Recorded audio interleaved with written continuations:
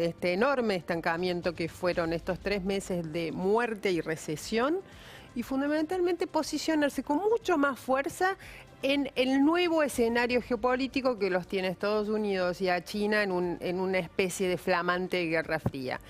¿Y cuál fue efectivamente el acuerdo al que se llegó?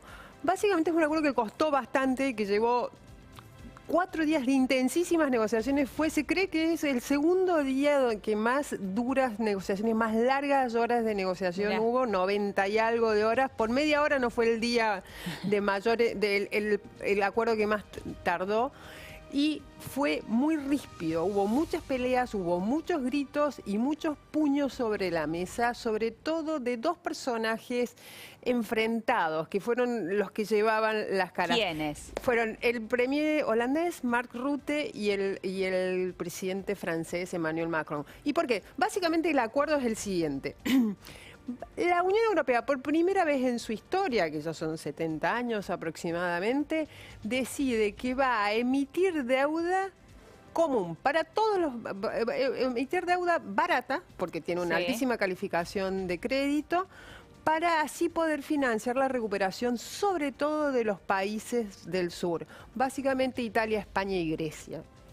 Bien, ¿qué significa eso? Que todos los países se hacen cargo de la deuda de todos. Es básicamente eso. Antes cada país tenía su propia deuda y no se podía mutualizar esa deuda.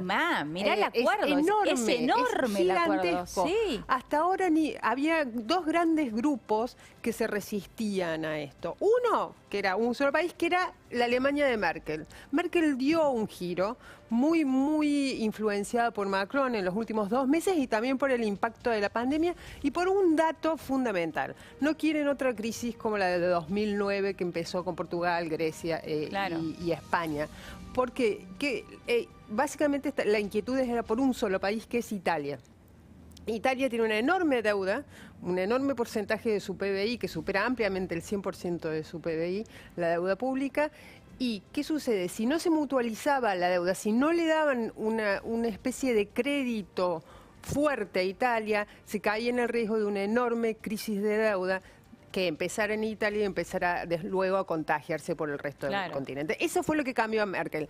Hubo un grupo que es el nuevo otro polo de poder de la Unión Europea, que fue el que más se opuso, que fue el de los frugales. ¿Quiénes son los frugales?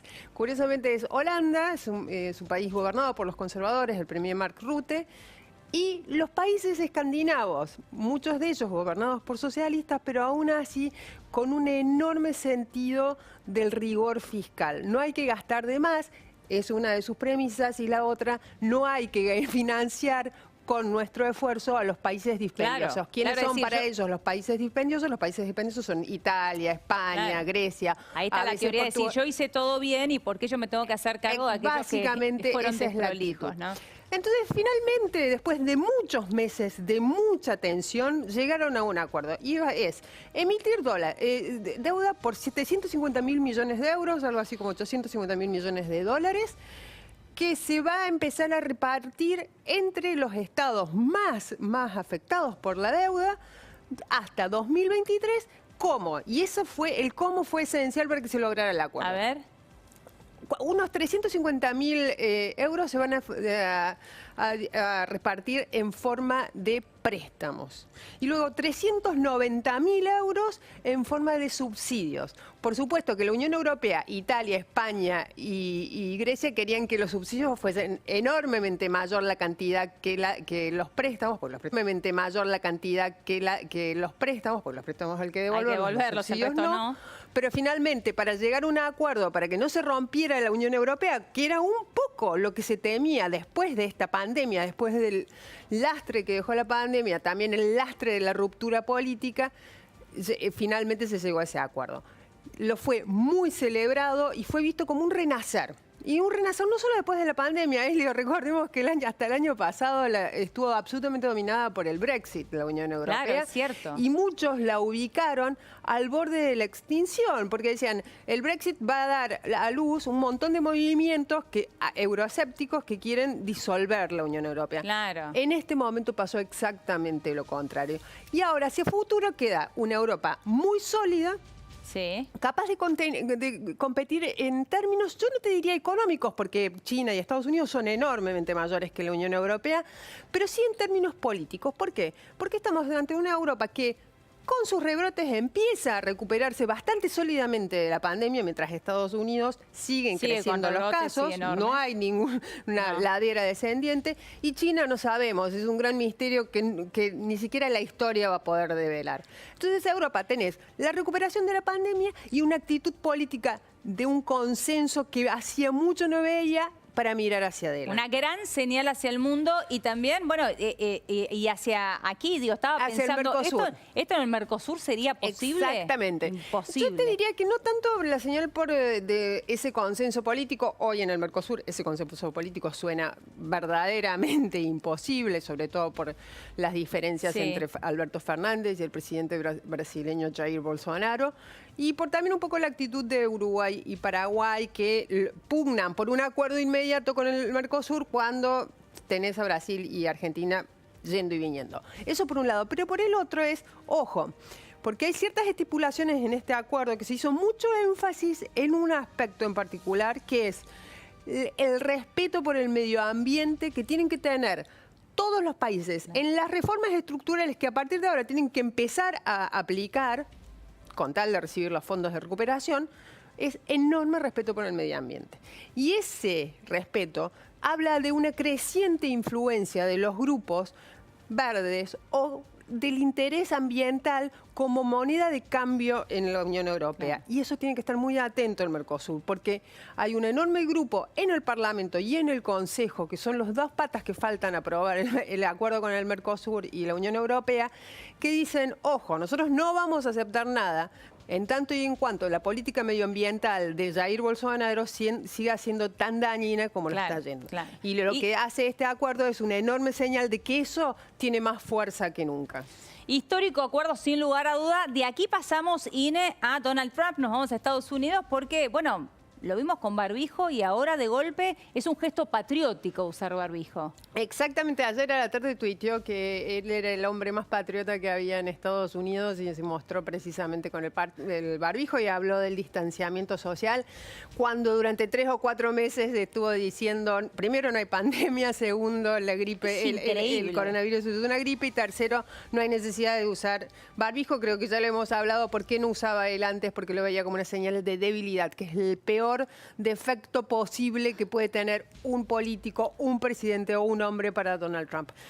Finalmente se puso el barbijo, pero ojo, ahora también está haciendo otros marcha atrás, por ejemplo con el testeo. El testeo hasta ahora, Donald Trump decía que él era uno de los, el factotum de este enorme hit de testeos en Estados Unidos. Según él, que los números lo contradicen y lo contradicen muy rotundamente, según él, Estados Unidos es el país que más testea. En términos absolutos lo es, pero lejos está de serlo en test por millón de habitantes. Eso por un lado. Ahora, un detalle, Donald Trump se testea por lo menos 1 o 2 veces por día por coronavirus. Ahora, entonces tenías un presidente ¿Él por día 2 veces? ¿1 o 2 veces? Exactamente. Un presidente que hoy va a volver a dar sus conferencias de prensa porque está muy desesperado, porque ve que sus encuestas están cayendo y necesita salir a dar un golpe de efecto, dar seguridad respecto a la pandemia, que es hoy su mayor enemigo, y va a hablar de que hay que bajar la cantidad de testeos. ¿Sabes por qué, Elio? Porque su administración, la Casa Blanca, cree que está subiendo enormemente la cantidad de casos porque se testea más. Y esa enorme cantidad de casos por día, la semana pasada llegaron a 75.000 casos por día. En un día, increíble. Nosotros tenemos 120.000, 130.000 casos, imagínate que es un desquicio. Claro. Entonces, quiere bajar la cantidad para que haya menos casos y en los 3 próximos meses darle un poquito más de fluidez a su campaña. Pero eso es manipular datos directamente, sí, decir, bueno, yo claro. Claro que sí, le han sacado, pero lo hacen abiertamente. La Casa Blanca la semana pasada dijo que el CDC, que es el Centro para el Control de Enfermedades, un poco el motor de la lucha contra la pandemia en Estados Unidos, ya no iba a divulgar los números y no iba a controlar la difusión de los números de casos, testeos y muertes diarias en Estados Unidos, y que eso iba a tomar el control de la Casa Blanca.